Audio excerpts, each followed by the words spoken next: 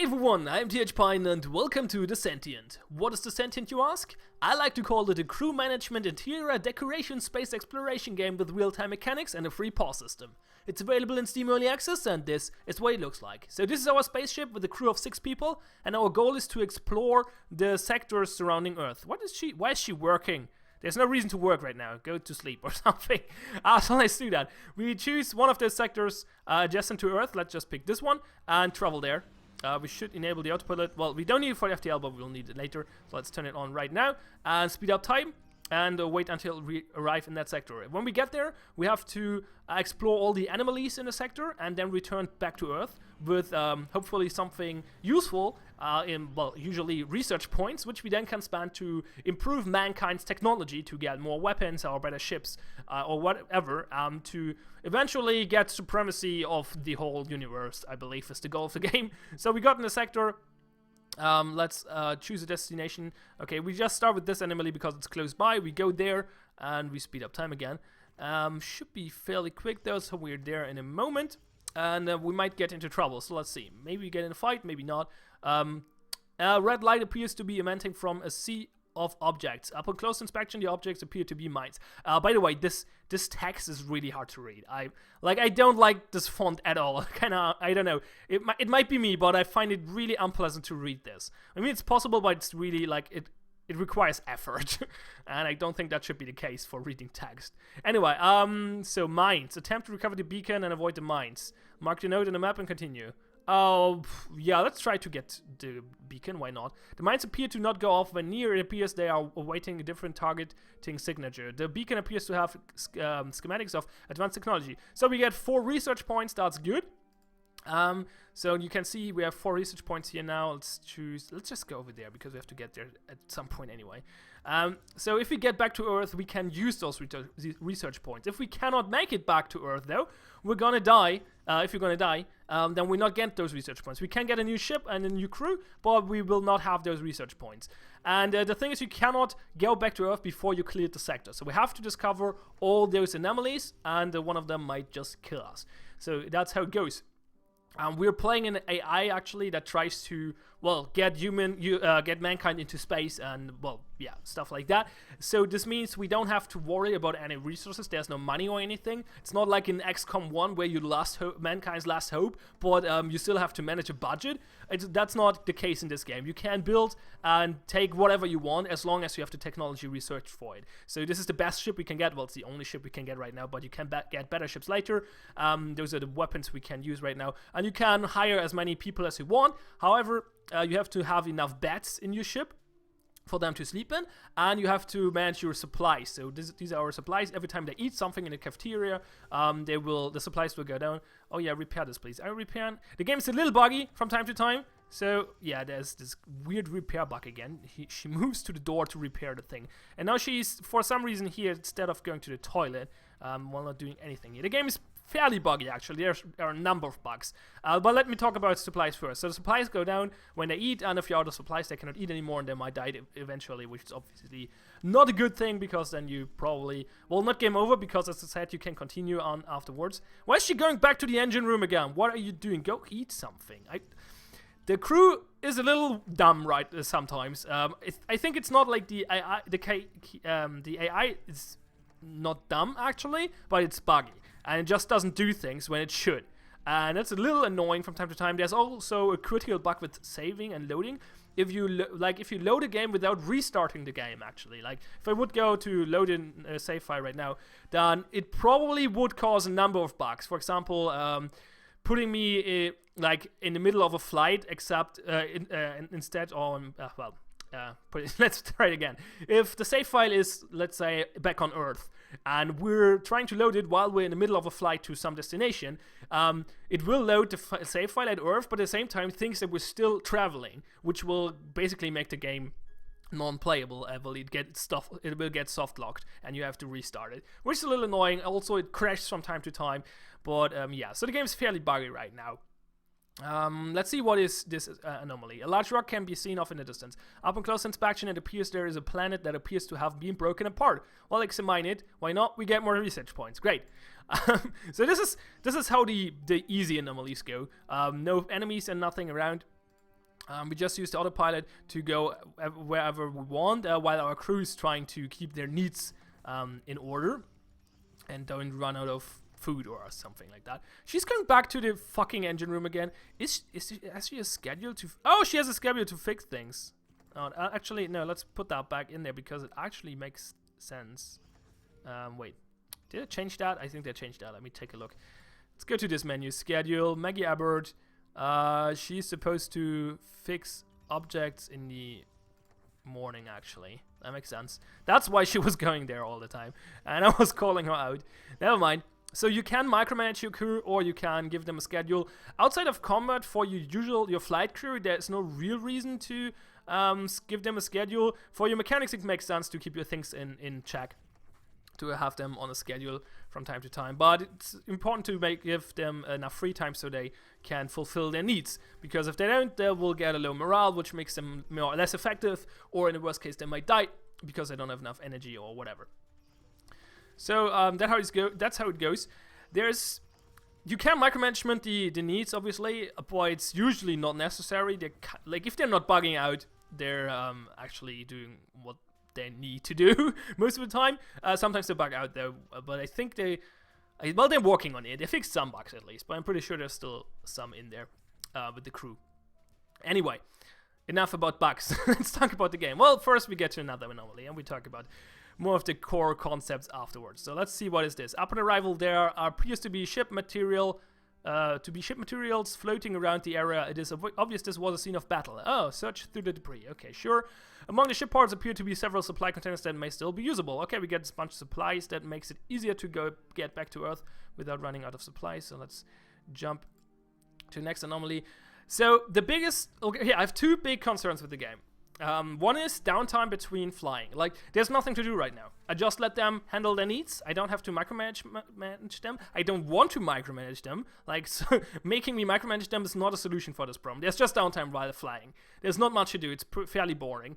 And the other problem is that there are not too many meaningful decisions if you're not back at Earth. At Earth, there's a bunch of stuff to do, and I will show you that later. But when you're out there, there's not much to do. Like, the events are all fairly simple, and most of the time, it's pretty, like, you basically, well, you can either take the risk and get something, or get in danger, or you can avoid it and just leave, and the anomaly will still be checked for as being explored.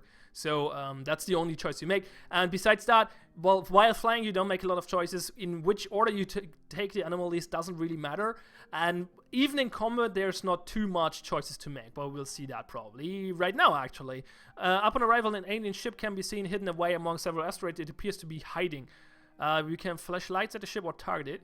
We could flash lights. Well, let's try, actually. But usually, since we don't have any alien communication research so far, they will just attack us or flee. So let's see what they do. The alien ship quickly begins to dart through the asteroid field in order to escape. Okay, they flee. God damn, I should have shot them. Should have shot at them. So they should have shot them so they actually fight me. So I can show you combat. Upon early access release, there were a lot of balancing problems, and the game was super hard. They've improved that quite a bit with the patch so far. And they improved the default ship layout as well, which helps a lot. But we'll go into detail as soon as I explain the combat. So let's actually talk about that, like about how combat works right now. Because wait, first we pause the game and send you up repairing the the shield thingy. Is it? Oh, it's bugged again. It doesn't show. Usually it shows the name of the object here. I think at least it doesn't right now. Well, anyway, not too important. I think that's the shield generator. Oh, and great, the weapon generator is down as well. So fix that, Maggie. Thanks. So how does combat work? Basically, you have the piloting thingy. There are multiple stations here. There's a command chair. There's a flight stick. It's actually optional. You don't have to have a pilot. Having a pilot increases your dodge chance, but the pilot actually has to be skilled. We don't have a skilled pilot, so we're just ignoring that for now and let the autopilot handle it. You don't have to have someone in command neither, but it helps the rest of the crew to be more effective. Then you have shield generators or shield consoles and weapon consoles, which will charge up the shield bar, the shield whatever it's called, like the shield energy and the weapon energy. And the shield energy obviously goes down when you get hit, and when your shield is empty and you get hit, you take hull damage, which is above here, and the weapon energy goes down whenever you fire, and having people on those consoles will fill those energies. Let's see, do we get in combat this time? I don't think so. On the ship sensor, attempt to get closer, sure. We get more research points, great. Okay, this is going pretty good so far. Pretty boring, but pretty good. So let's jump to the next anomaly. So while you're shooting at the enemy, like basically FTL style, you can target systems. Well, I think you can target systems later, but you can't in the beginning of the game. You basically choose your weapon and you fire, that's it. And it will reduce your weapon energy. The laser cannon is better against shields. The other cannon, flak cannon, I believe it's called, yeah, is better against hull. So you can see here they are the stats. So there's not too much strategy involved. You can decide to fire both weapons, or to fire or only fire one, which is more effective right now. But when you generate enough weapon energy, it's usually better to just fire both. However, you have to research this one. This is actually not a default weapon. In the beginning of the game, you only have the flak cannon. So if you don't research the laser cannon, then there's less choice even. Nothing. Great. This is going really boring so far. Let's see if the last anomaly is a little bit more interesting. So what happens if those go low? Well, there's one last measure, one last thing you can do to avoid that. There are those boosters. Engineers can fill those up. You can see they're at full capacity right now. And if I activate the booster, basically I get weapon energy or shield energy, like in an instant. It just snaps in there, and like it's basically a reserve tank, I guess. Is a good way to describe it. And so basically, what you do while what your crew is doing while combat is your flight crew is in the command command center and is handling the consoles mostly. If you have a pilot, he's piloting, but the rest of them is just on the consoles and doing stuff. And the mechanics are in the engine room, trying to keep those boosters full whenever you use them. And if something goes broke, like if one of the generators break, obviously the mechanic will try to fix that as well. However, if you compare it with FTL, for example, there's no reason to go to the other rooms. For example, in FTL, if like there's a breach or there's a fire, you have to send crew there, and this will actually not disable, but unman your other stations, which will bring you at a disadvantage. So there's a bunch of like decision making during combat. Not so much here. Why do I compare this game to FTL? Well, because it's pretty similar from the style. So I think it's fair to compare it with the genre leader, I would say. FTL is definitely like a really good game in the genre and probably the most popular one as well. And the game certainly tries to aim in the same direction as FTL, with some other aspects and a little bit more focus on crew management and ship design and stuff like that. But it actually, in my opinion, fails at the combat and the exploration part, because that's not even close as interesting as in FTL. So the combat, as I just explained, doesn't have a lot of decision making. Same goes for exploration.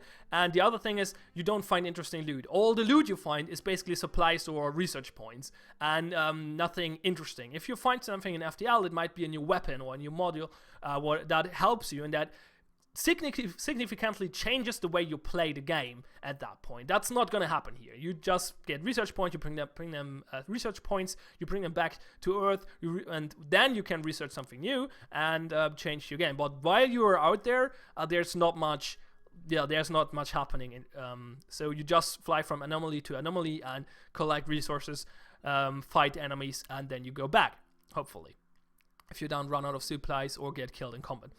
Amidst the vastness of space, a small cargo container appears to be left in the midst of space. Examine the cargo. I guess we don't get in combat. Okay, we get more supplies, and that's the sector done. If we would power game, I should be around 55 supplies. We probably should go back to Earth really quick. Yeah, let's go back to Earth. There's no downside to this either. Like, I could go further out, but there's no point. I can just go back to Earth. I don't lose anything. I'm not gonna run out of time or anything like that. That's not gonna happen. So that's a little weird as well. So we did not get in combat. So what we're gonna do now is we jump back to Earth. Pause the game. I show you the research stuff, and then we jump out there again and try to get in a fight. And afterwards, I'm gonna show you shipbuilding and crew recruitment and stuff like that.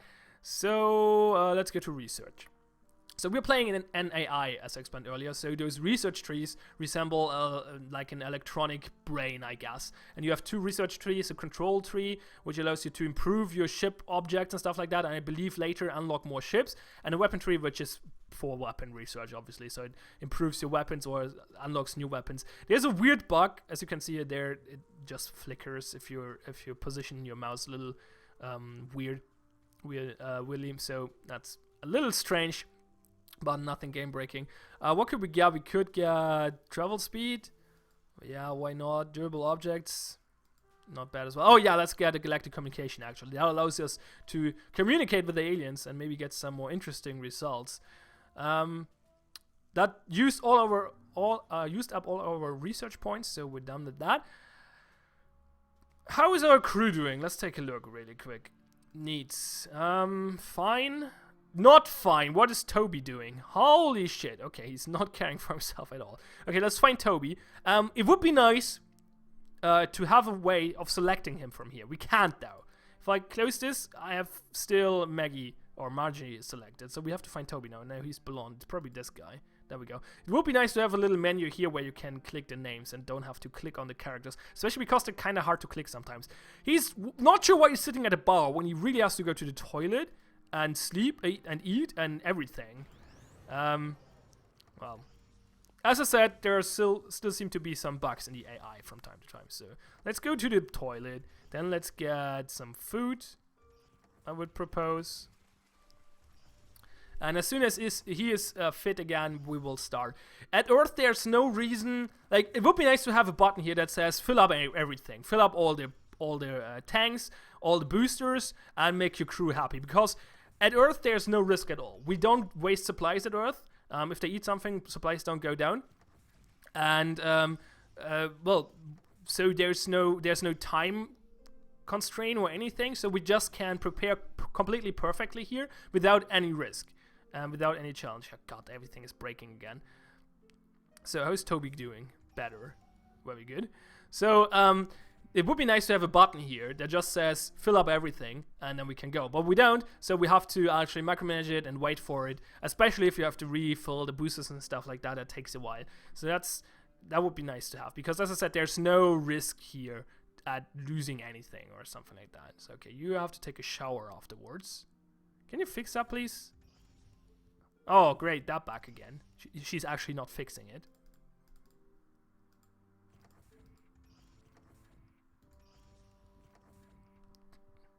What is this? Why is this buggy? Okay, are you done now? You can go. Oh, she actually doesn't need anything. She's pretty fine. Well, do whatever. Let's fly and see if we can find a more interesting sector. Maybe travel to this location. There we go. Your crew members can level up.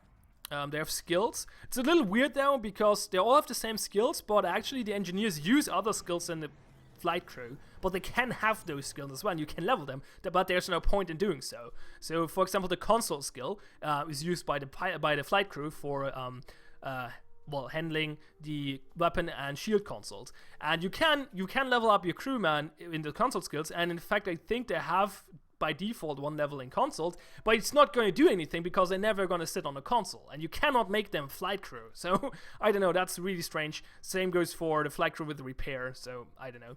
There appears to be a disabled ship taking fire from a small scout ship. Okay, we get in combat now. Attempt to save the defensive ship. Prepare for battle. Okay, we pause the game. As I showed you earlier, really quickly, there's a schedule menu where you can schedule your work. I usually don't schedule them except maybe for the engineer. But when in combat, it's good to have the schedule down, because then they will automatically mend the systems. Most of the time. Sometimes they just stay around and then don't do shit. So that's always bad. But you should now actually start running towards their stations. Looks like they do. Okay, good. He's not running for some reason. This is my commander, I believe. So let's send him to the command. Now he's running. Are you repairing? I hope you are. Let's just assume he is. She. And this is the combat. So this is the enemy. As I said, later if you research stuff, you can target different systems.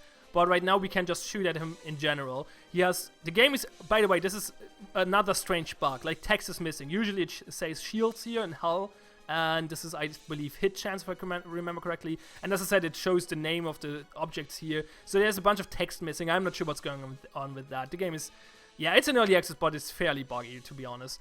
And a lot of obvious bugs as well. So at least I fixed some. Like there was a bug where crew members would run through the wall of the ship out in space and just gun. Like that was really, really weird. I believe they fixed that though, so that's good. Anyway, let's get in combat. He has pretty low shield, so let's just fire the flak cannon. Actually, let's fire both weapons. We have enough energy and enough boosters, so we can refill that. We just press 1 and 2 and fire both weapons and hope we hit while our crew is trying to get to their stations.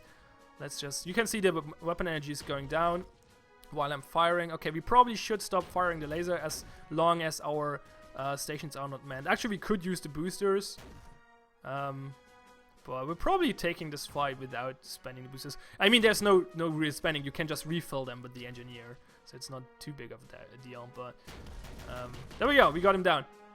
We got a bunch of stuff, XP, supplies, and research.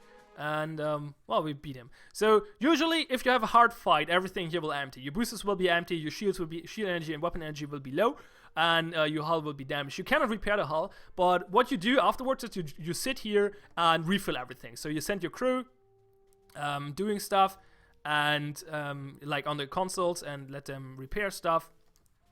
No, I actually go to sleep or something.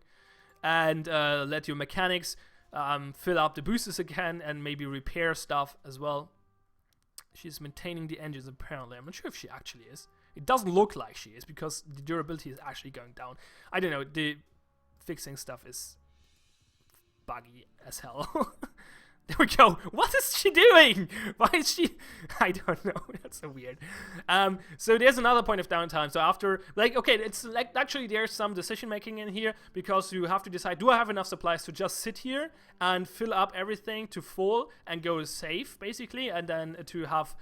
to be fully prepared for the next encounter? Or... am I low on supplies and I have to take a risk and just start the engines now and try to fill up the stuff on the way, or like on the go. So there's some decision making here, but it's not too interesting, to be honest. So yeah, this is the not so interesting part of the game, in my opinion. It just lacks in comparison to FTL because of the reasons I mentioned. Not a lot of decision making, no interesting loot and stuff like that. So let's actually... oh yeah, there's no way to get to the... Oh, we can abandon the ship. Yeah, we can do that. There's no way to get to the main menu, which is weird. So let's actually... Yeah, let's just abandon the ship. The crew will be lost, but, well, who cares? We're an AI, we don't care for human lives, right? What? Why is it giving me story now? What? This is the intro story. Why is it giving me the intro story now? The hell? What is wrong with this game? Why is it giving me the intro story now? Which is way too long, by the way. It's really long. It's fairly interesting, to be honest. I did read through all of it, but it's really long. Okay, so this is a new feature that just implemented. It's called Previous Layout. It allows me to use the same layout I used with my last ship. Thank God they implement that, because before that you only had the choice of going the default layout or making a new one from scratch. And the default layout was terrible. I think they improved it. We're gonna take a look now. And doing it from scratch is a lot of work. So let's take a look at the default layout, and then when we fiddle around a little bit with building things. If the game doesn't crash, which it apparently just did, well, it froze. It's not crashed yet, but my mouse is a little circle thingy, Windows error thingy. Yeah, it crashed again. Great. Okay, quit the game. Quit. Start again. Get it there. There we go. Okay. Let's actually start a new game. We skipped introduction and tutorial. Start a new game. Use the default layout. Did it crash? No. There we go. Okay. Sorry. So this is the default layout. I think they improved it. Yeah. Okay. They have a booster. Have boosters now. So that's good. It's pretty decent actually. It's pretty similar to what I had. I just had 2 more boosters. So, and they have a bigger cafeteria. So that's, I guess, they don't have the vending machine though. I think the default layout is still bad, like especially because it doesn't use all the space. So let me talk about I'll explain that in a moment. Let me talk about how the room building works in general. So you go to the build menu, only available on Earth, obviously. And let's destroy a room so we can rebuild it. So let's say we destroy the bathroom. Why not? So what you can do is you go to the room selection here. You choose a room. Let's say bathroom. You can choose from different wall designs, which is interesting, but it's not really that noticeable. I mean, you can see it if you look for it, but I don't know. I never if you would have told, if I wouldn't have known it, and you would told me, there are different like wall designs, I would be surprised because I've never noticed it. Like I never noticed that walls are actually looking different, but apparently they do. But yeah, it's very subtle. Anyway, it's a nice touch, I guess. And then you go to the object selection. It's a little bit weird UI because it's, I don't know, how do I say it? Okay, if you finish a room, so we put some objects in there now. Let's just do that. So we put a shower in here and a toilet and another toilet and some plants. And if I would want to build a new room now, then I go back to the room menu and then I choose the other room. I don't know, it's a little strange because like those two menus share this button. I mean, it works, it's just a little unintuitive for some reason. Usually if you have a game like this, you just click new room and then you select the room. I don't know, it's strange. I cannot really explain it, but it just throws me off every time. But it works, it's fine. So then you place objects, as you can see. The rooms have like a minimum size. As you can see, the bathroom has to be at least 7 tiles wide, and obviously not the bathroom, the bar. The bathroom has to be 10 tiles wide, and the command room 12, and the others I believe are all 10. And obviously, if you make them bigger, you can fit more stuff in there, which can be useful, especially for the living quarters, because you can fit more beds in there, which allows you to take more crew. However, you have to keep in mind that you need more supplies for them. Making the engine room bigger allows you to put more boosters in there. Making the command room bigger allows you to have more stations in there, more consoles, which allows you to be more effective in combat, basically, because you can recharge your energy quicker. And having more space in those rooms allows you basically to put more recreational elements in there, more tables and stuff like that. And yeah, there's that. And what I wanted to say about objects, as you can see, there are plants and stuff. Those plants actually have an effect, like they give plus work ethic, which makes you people, well, more happy to work, basically. And the default layout is like has a lot of space for plants, for example, but it just doesn't use the space, and there's no downside to do this because it doesn't cost money, as I explained earlier. You can just use it, you can just do it. So not putting plants here is just really silly. Like it's just a net loss. So there's no reason to not do it. So the default layer is pretty bad in my opinion still. It's a little fiddly from time to time. What the hell? Can we please put the plant? Where is the hitbox? There, it's a really little thing there, little square where I can click apparently.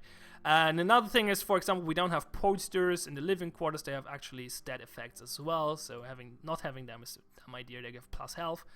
Those give plus fun, and those give plus energy. So using posters is a good thing. Even more important, actually, having targeting computers in the command room because they give plus aim. So a lot, like +3 targeting. That's actually quite important to have. So yeah, I don't know. It's just weird. The default layout is strange. I think we can fit another TV in the bar as well. No, actually maybe not. Okay, but yeah, it's a little strange. The default layout is just not good for some reason. The room building is a little fiddly. Like, the room building is okay, but the object placement is a little fiddly. Let me show. Like, the command room is a good example. Let's go to the command room. Let's actually get rid of some things here. Actually, well, not all of that.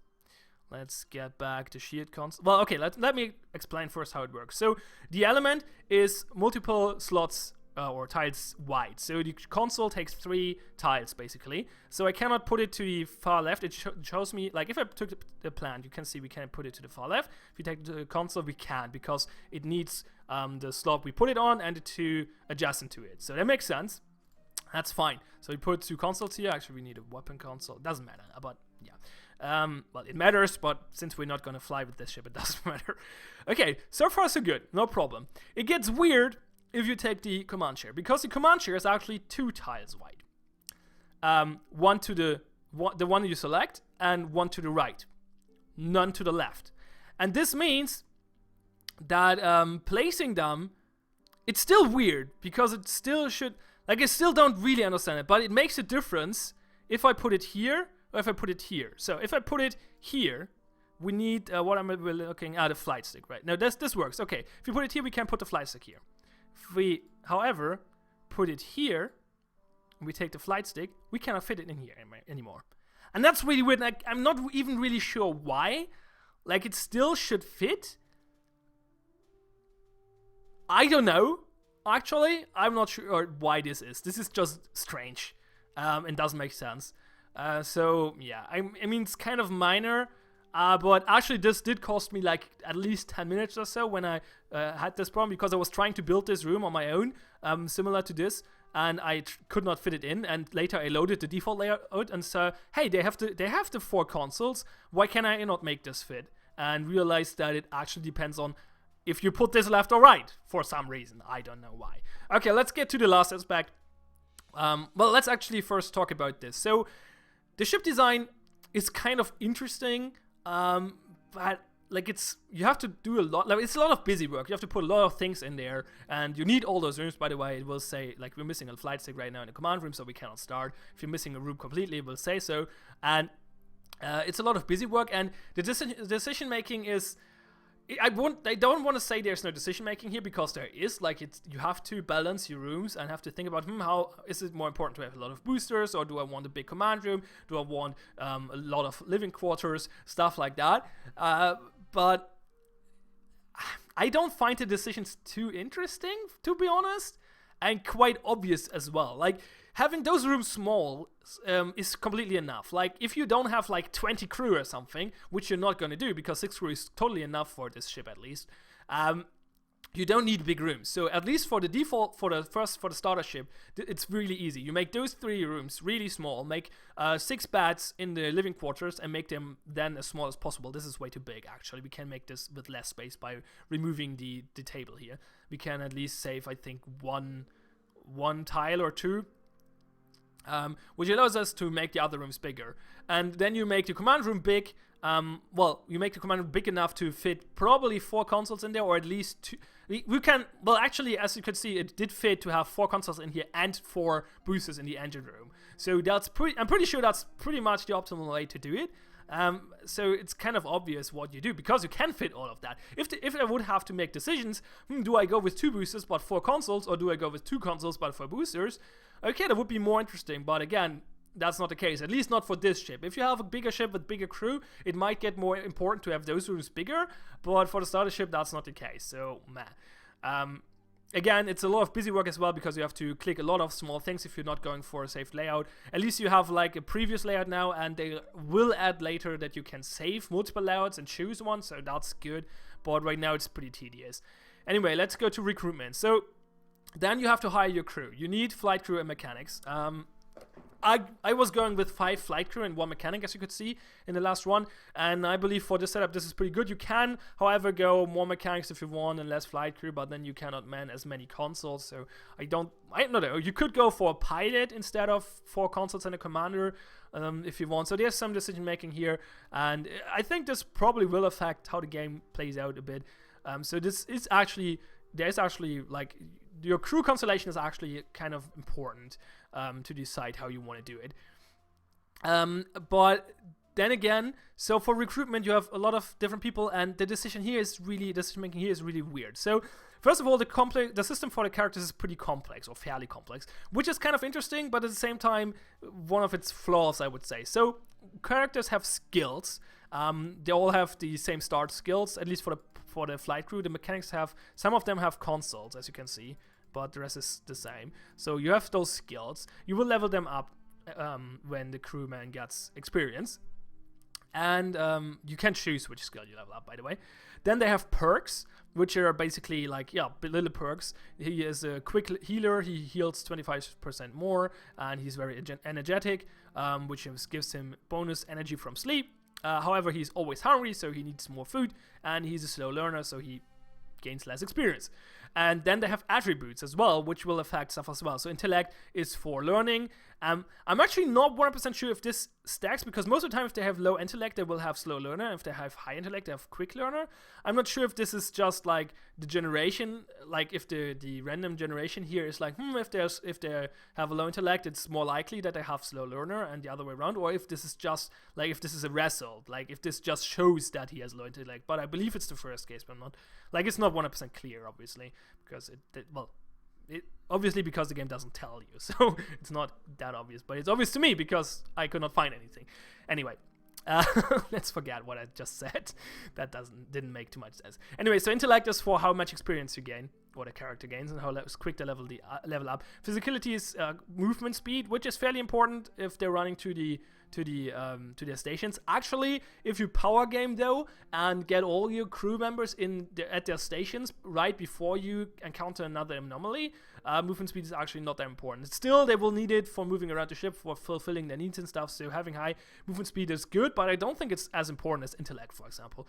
Teamwork will actually give them a bonus for their effectiveness when they are working with a leader. So if they have a commander in the command room, for example, leadership is giving bonus to others if this character is in command.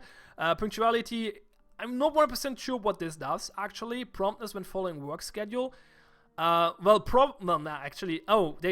reworded this. This was why I was confused. Now it's pretty clear.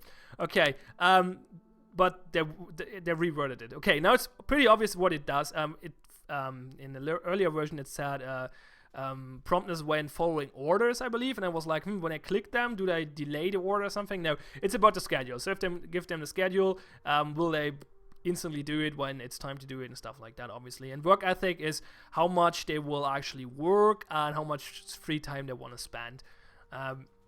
So the thing about this system is that what you do is, at least what I do is, first I look for the one with the highest leadership. That one looked good. Hire him as a leader, recruit.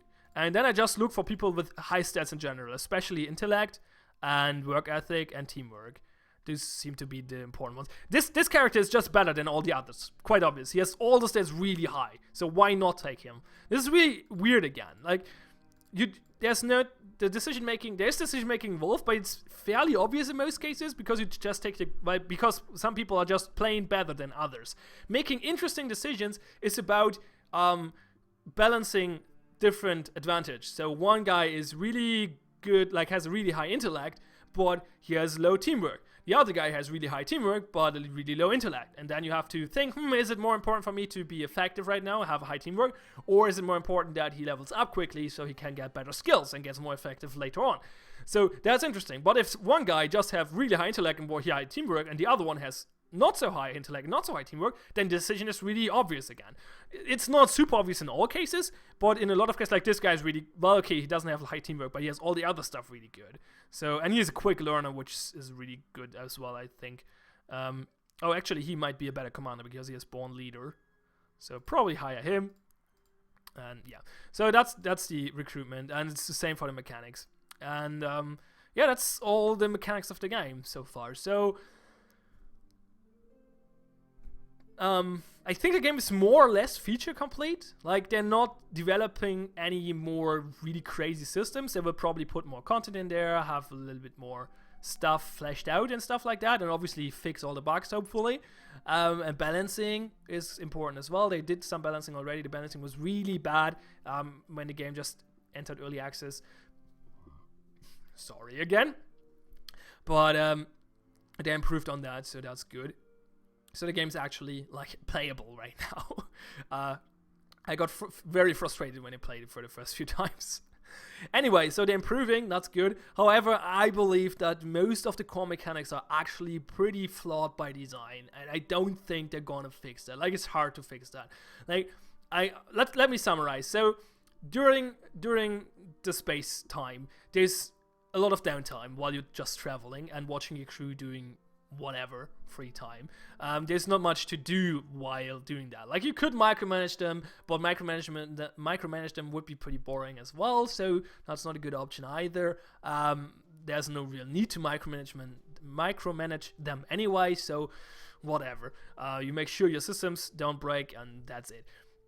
and just wait for the bar to fill up. Fortunately, there's a speed option, so it doesn't take too long usually. But if you're taking the long flights, it might take a while. So you're just sitting there watching at the screen doing nothing. That's not good. Then there's not a lot of decision making.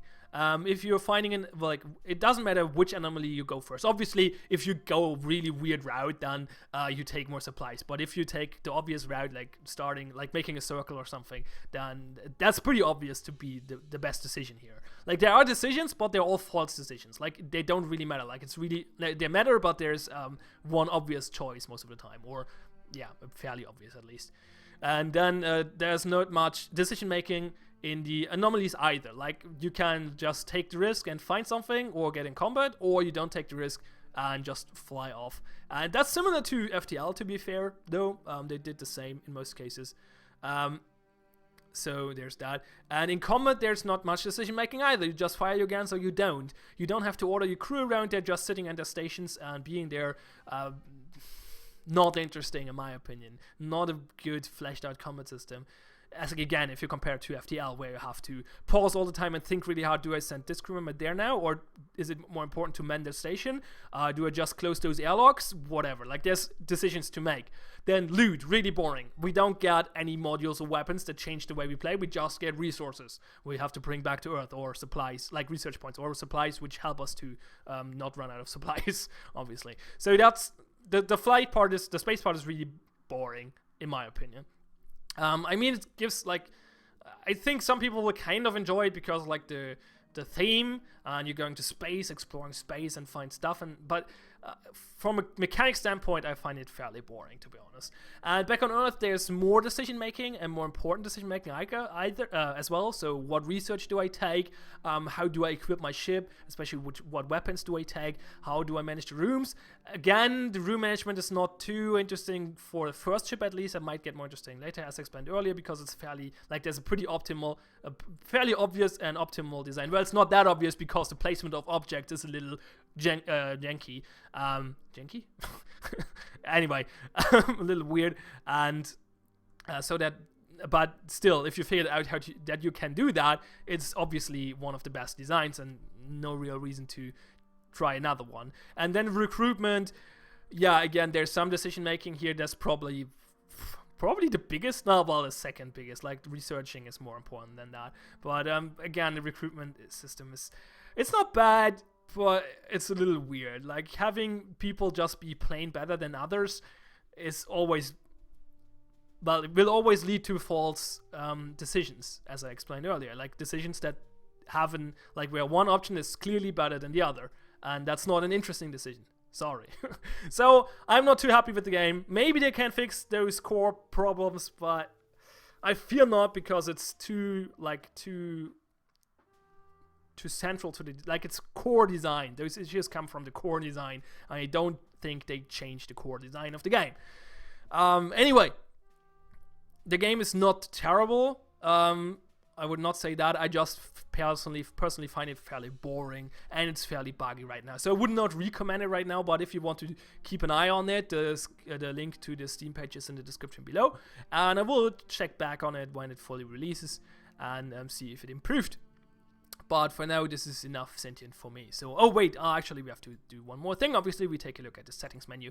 The settings menu is pretty bad. There are no resolution options. If you're playing in window, you can resize the window, but actually, you always play in window. There's no full screen mode, so you can resize the window, but there's no resolution options. Would be nice to have, obviously, window, bottles window, and full screen mode and resolution options, proper ones, and stuff like that. We have 3 sound sliders without a master sound slider. I mean, I like having separate sound sliders, but as I mentioned in almost every video, if I have more than 2 sound sliders, I want to have a master sound slider to move them all. Having 3, if I have more than 2 sound sliders, that is. So having 3 and not a master sound slider is always a little annoying, because you have to micromanage all those sliders if you want to just reduce the volume. There's not much else here. No rebindable keys, so that's not great. Well, there are not many hotkeys anyway. They just added one, the spacebar for pausing the game. Oh, God, that was so annoying not having that one. That was ridiculous. But good, that's there now, so that's good. Anyway, having rebindable keys would be nice, a little bit more gameplay and graphical, well, not gameplay, but maybe UI options, and well, graphical options are not really necessary because the game is not very demanding, obviously. Anyway, let's wrap it up here. It's the Sentient. As I said, the Steam link will be in the description below. Thanks all for watching. If you like or dislike the video, feel free to press the like or dislike button. I am TH Pine. Have fun and see you next time.